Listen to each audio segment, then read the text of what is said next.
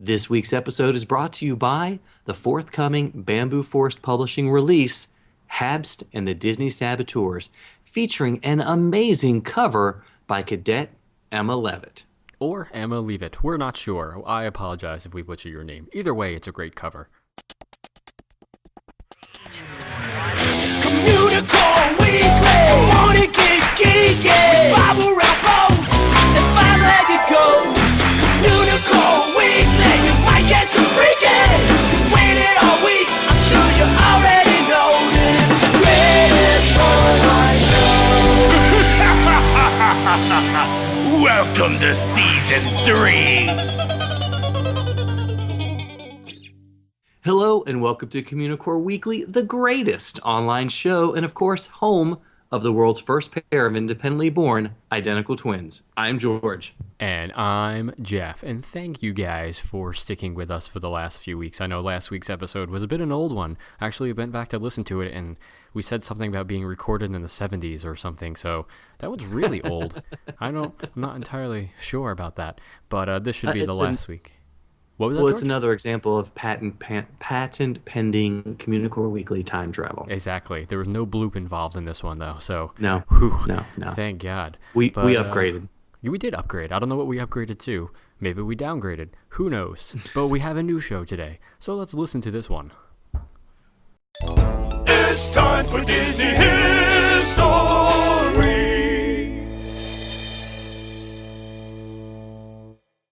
So this past weekend, I made a long journey up to San Francisco for twofold. First of all, the main reason was because I had some kind of event going on. Nobody really cared about that. But mostly because I wanted to see the Mary Blair exhibit at the Walt Disney Family Museum.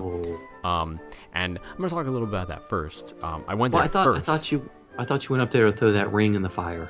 Oh, I did do that also. Okay. My precious gives it I'm not doing that voice now. I mean, I Okay, do it good, really yeah. well, but Yeah, you in the Gluck Hobbit. in the so. Gluck Hobbit. The Globbit? The Globbit? We're gonna go with the Globbit. We'll go with that. Anyway, so Sorry. you're talking about the Mary Blair exhibit at the Walt Disney Family Museum. Sorry, I Yeah. digressed. I was very marginally involved in it. I helped record some bits of Rolly talking about Mary for the audio portion of the tour. So I got tickets to do that as well, and it took place in the special exhibition hall, which was renamed the Diane Disney Miller exhibition hall, which it's gorgeous, by the way. I've never been in that one before. It's very, very nice, and it's just filled with all this artwork from throughout Mary Blair's life, starting in her early days, and then when she was working for animation, a lot of great concept sketches from the El Grupo trip and for the Three Caballeros and Saludos Amigos, all the way up to her personal artwork, her stuff for the little golden books, stuff when she was working on It's a Small World, and of course my personal favorite, there are two wooden crate tops that her and Rolly painted on and designed and did crazy stuff with when they were working on Small World at the World's Fair. And they had two of them there, and one of which Rolly knew was in the exhibit, and then there was a second one that he did not know was going to be there. So it was a nice surprise for him as well when I showed him the picture later on.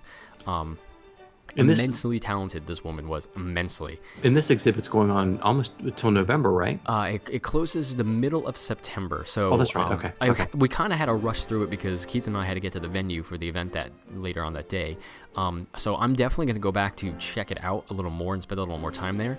But if you're in the area, it's totally worth the money, and it's totally worth the money for the audio tour as well. It's definitely well worth the value. So definitely go and check that out. How long do you think people should spend there for that part? The audio tour itself is probably a little over an hour long if you listen to everything. Okay. And then when you stop and read all the cards on the stuff, I mean it's probably a 2-hour trip, maybe even 2.5 hours just for that exhibit alone. But it's worth it. I mean, it goes by quickly. When I was done with my audio tour, I handed it over again. Sorry, name dropping, to Bob Gurr, who was with us, and he thought it was great. He loved he loved staring at her work, and even he said, "This woman was a genius, and I wish I knew her a little better." Wow. So it was pretty cool. I really enjoyed it. And Bob didn't take apart whatever audio player that they gave him. And It was an iPod, and thankfully he did not. And if he did, he would have put it back together. Well, so he would have rejiggered it and made it, even better. He would have made it a million times better. Yes, A yes. He million would have times made it better. transport you around the museum. Yes, because that's what Basically. Bob does. That's what he Bob does. Okay, so all right, so then you had some kind of little show or something that you were part of or something, right? Yes, Mr. Gluck and I put on Walt, Wed, and Westcott, and it was, when we did our 30th anniversary of Epcot live show, we had a lot of help from Dusty and Fishbowl from Mice Chat to help put it on. Yeah. So this was the first time we had to, that Keith and I had to do an event entirely by ourselves from every aspect, from getting the venue together and, getting all the little pieces in place. So it was very, very nerve-wracking, and surprisingly, for an event, our first event like that, we had no problems. Everything ran very smoothly like clockwork, and it was great. I think we surprised a lot of people with what we had to offer, because not only did we do 2 presentations, Keith and I did one about Westcott, and then we both interviewed Bob Gurr about his career after that, but we also had a lot of raffle goodie prizes. We had goodie bags filled with stuff. We had a lot of FaceTime with people with Bob. We had a camera set up so they can take photos with them, and at the end of the evening we had him sign autographs for everyone. But I think the main thing that a lot of people took away from it were the videos that we showed throughout the night. We started off with a bang with a musical number, which I don't think anyone really expected, with a song written by Andy Taylor of the Communicore Weekly Orchestra. Thank you, Andy. And then we had a Who Was Keith and Jet video, which was okay. I don't think people responded to that as much as we would have liked them to. We had an outtake reel at the very end, but I think the real e-ticket, as Keith called it, we had a video of us going to Bob Gurr's house, which pretty much killed. And I think we decided we're not going to put that video on the internet. We'll probably use it for future events, but if you saw it at the event, you know what I'm talking about. But it was I saw great. it. It was Oh, spectacular. and yeah, I did show it to you. Yes, I did see it. I don't think Yeah. you saw it with the music and the final cut, but No, none of the special effects. yes, it was quite hilarious. And I think we gave away the most unique Disney collectible that anyone will ever have. And it's lock okay to of say Keith's this. chest hair? That actually he doesn't have any, as we found out because of this part. It's a signed photograph of myself, Keith, and Bob, but we're all in a hot tub. The hot tub. The hot tub from Bob Gurr's backyard. And I think there's already pictures of it on the internet, on Twitter, on Facebook, and everything, so it's no surprise. But I think people thought that was quite hilarious, and it really showed a little more of our humor and how, I guess Bob's humor as well, because he was so open to doing stuff like that with us. But it was a really good time, and I hope people who came out and that are listening to this learned a little bit, not only from Bob, but also from Keith and mine's Westcott presentation. And, as soon as the event was over, of course, Keith already started planning the next one. So hopefully it'll be just as good, and I think we're going to plan on the East Coast, which means, of course, George, you're going to have to be involved in some way. Well, I'm afraid if Keith is involved, it's going to have a marathon or something in it, too. No. I'm done committing to marathons with Mr. Gluck. I'm too tired for that. I'm too old for that. Even though he's like 40 years older than I am, I'm too old to be He was running much marathons. older than that, wasn't he? He's pretty old. I mean, I said it a couple of times throughout the evening. I kept ribbing on him how old he was. I don't think he liked me too much after that. Well, yeah, I think that sounds fantastic. We need to do something on the East Coast, either Walt Disney World or the Upper East. I don't know what's above North Carolina again. We're probably thinking in the New York area, possibly. Who knows? We don't know. We'll see how it goes. But a big thank you to all the cadets who came out. Some people came already wearing their cadet buttons and came up to me, and I was super happy about that. So it was really great to see people that we've interacted with before that I've never met face to face. Were there lots of hugs from pretty girls too? Yes.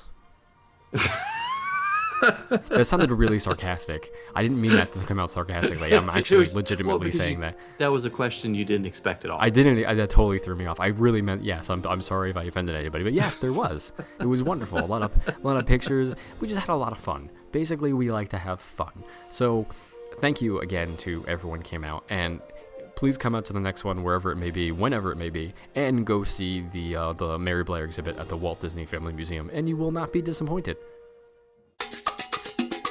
He's a nerd, he's a geek, but we all like to hear him speak. So listen up to the words from his speech. It's George's Book of the Week. The 1939-1940 New York World's Fair by Bill Cotter, released in 2009 with 127 pages. Okay, so I've got another World's Fair book to share this week, and it's not one about the venerated 64 Fair, but its predecessor, the 1939-1940 New York World's Fair. Suffice it to say, there has not been a World's Fair in the U.S. that didn't influence a Disney park, specifically Epcot, in some way. We don't have verified proof that Walt visited the 39 Fair, and when I reached out to animation historian Michael Barrier, he had proof that Walt was in the New York area, and he might have made a visit. We just don't know. But after reading this book by Bill Cotter, I can see a lot of correlations between the 39 Fair and Epcot. I've talked about Bill Cotter before, not only for the new 1964 New York World's Fair book, but because he also wrote The Wonderful World of Disney Television. And besides working at Disney for a time in the 70s, Bill is considered the eminent collector of World's Fair photos and memorabilia. Okay, so this book is another fantastic title in the Images of America series by Arcadia Press. It is full of black and white images that really showcase the 39 Fair, and it gives you a great overview of what a visit to the fair was like.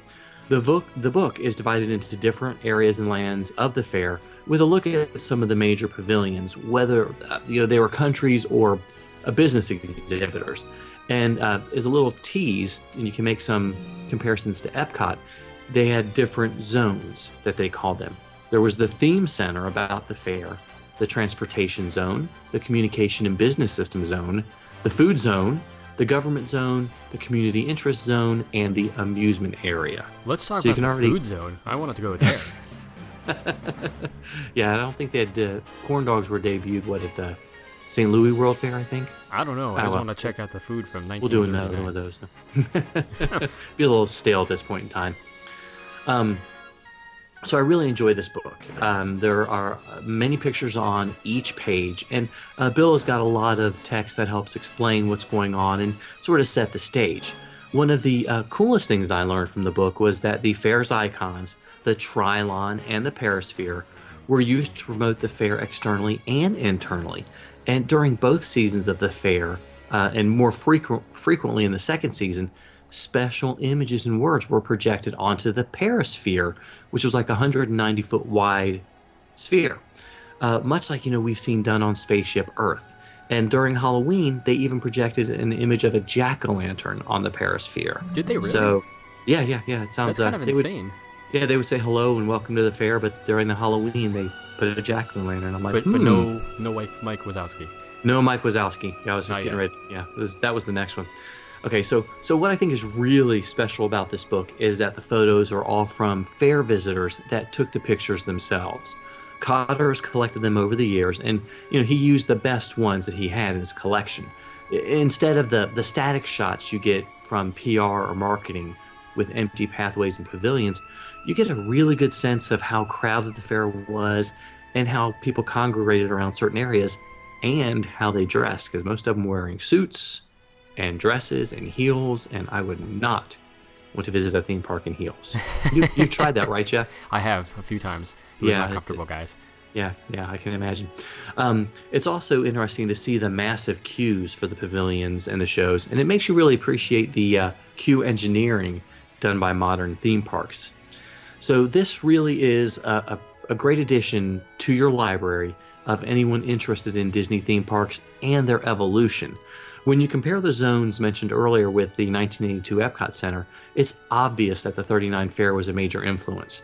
It's not a mandatory purchase. I'm not going to force you to buy it, but I'm really glad I did. I have it in my collection along with the other fair books by Bill Cotter and Bill Young, and I think you'll enjoy this and get a kick out of it. It's called the 1939-1940 New York World's Fair by Bill Cotter. What we liked, what we didn't like, yays and the booze. 60-second review.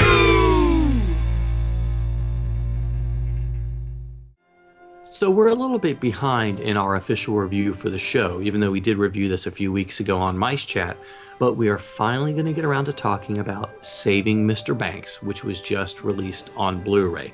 And this movie has been through a storm of praise and criticism from all different types of people. You in the, hesitated Disney there. I was community. wondering what word you were going to think of. Yeah, I thought it was call waiting, podcast waiting. We've got another Podcast waiting? podcast calling us. Oh, and, no. Not It this was time. like a boop. Bloop. So, yeah, there's been so much controversy about it. Tom Hanks playing Walt Disney, shooting in Fantasyland today, and, having current attractions there, as well as the, sort of the fictionalization of the story. But, you know what? I loved it. I thought the film was fantastic. Did you see it in the theaters? I don't remember if you saw it in No, the no, I theaters. didn't see it in the theaters. No, we chose to go see Ender's Game because that's what the 15-year-old wanted to see. Oh, okay. Understandable. But I Yeah, mean, when I saw it in the begged- theater, I thought it was great, too. I mean, I was obviously a highly fictionalized take on the story itself. But, I mean, other than that, I found it to be incredibly entertaining. I thought it was very well done. And overall, I thought it was great. And it's funny because I'm doing the name drop thing again. I'm sorry, guys, but I was talking to Rolly, and he actually just watched it like 2 days before we recorded this, and we were talking about it, and he was hesitant to watch it at first because he wasn't sure about Tom Hanks as Walt Disney. Mm-hmm. And in talking to him, he said he was pleasantly surprised. He said there were a couple of shots where he looked at Tom Hanks and he was like, holy crap, I mean, he is Walt Disney in this shot. So, when somebody that knew him on that personal level gives him that stamp of approval, I think that's a very good sign.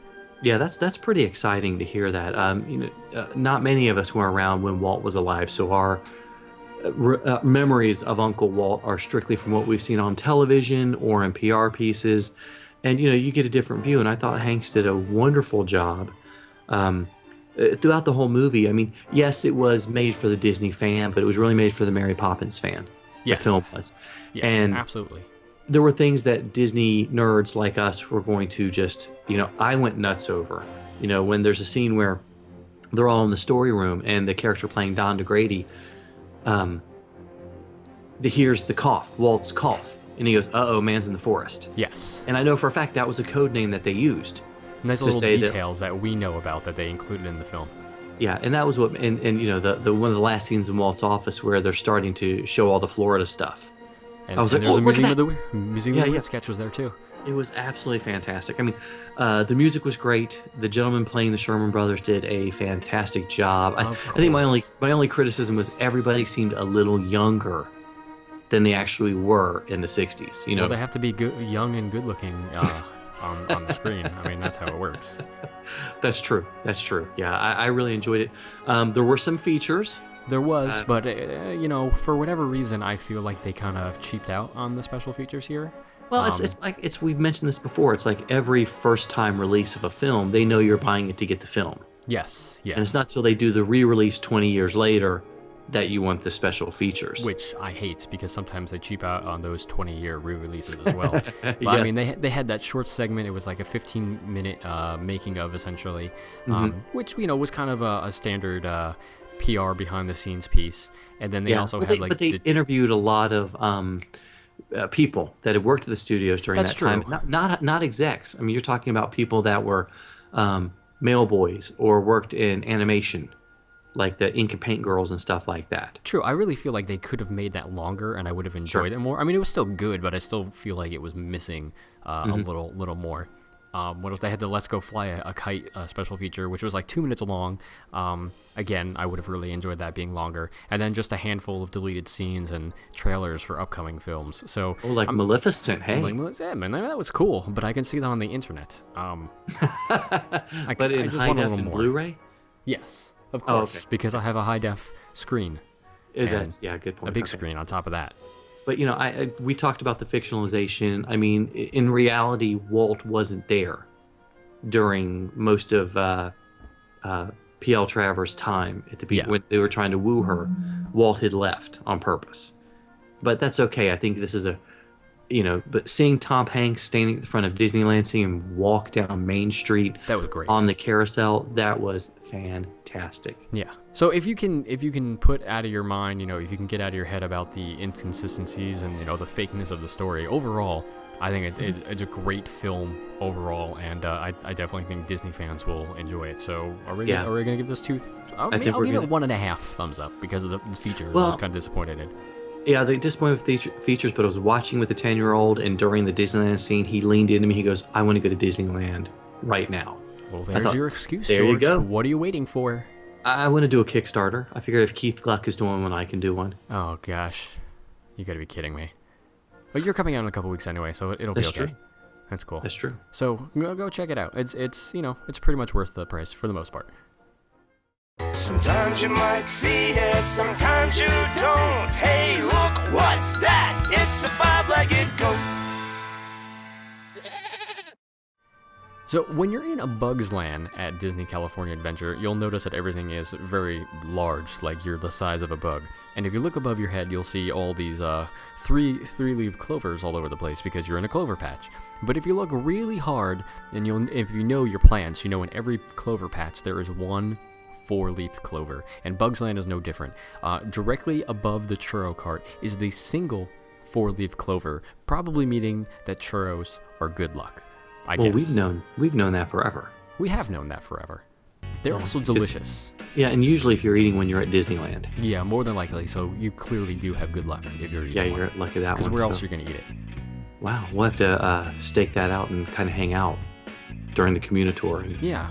And actually, fun tip, and I learned this from Cadet Nikki, hat tip to her, but that churro cart apparently goes through so much business that they have the freshest churros in all the land. So if you're going to get a churro, get it from that churro cart in a Bug's Land. Exactly. Cadets Nikki and Dave know their churros and know their corn dogs, that's for sure. Yes, they do. Yes, wow. They do. Hat well, tip. Yeah, hat tip. I was going to say, speaking of corn dogs, I think we're hungry and it's time to go. I agree. So, thank you guys so much for watching and listening to us again. Yes, thanks so much. Be sure to leave us a comment and rate us on the iTunes. Now, tell us how many churros you think we're worth. Probably 7. Probably 7, that's 9. true. Okay. 9 churros. 9? Yeah, we got to go with 9 churros, that's true. That's our standard rating. Okay, so you can always email us at communicoreweekly@gmail.com. And you can also like us on Facebook at facebook.com/Communicore Weekly. And always follow both of us on Twitter and Instagram. I'm at Imaginerding and he's at Jeff HeimGluck. Be sure to give us a call and leave us a message on the Communicore Weekly Goat line at 424-785-4628. And don't forget to pick up your copy of Communicore Weekly, the musical, now. The children of the Communicore Weekly Orchestra are starving, and they need your help. And the only way they can feed them is by getting churro money from downloads of the musical. Exactly. Well, for Jeff HeimGluck, I'm George Taylor. And for George Taylor, I'm Jeff HeimGluck. Thanks so much for listening, guys. We'll see you next time on Communicore Weekly, the greatest online show.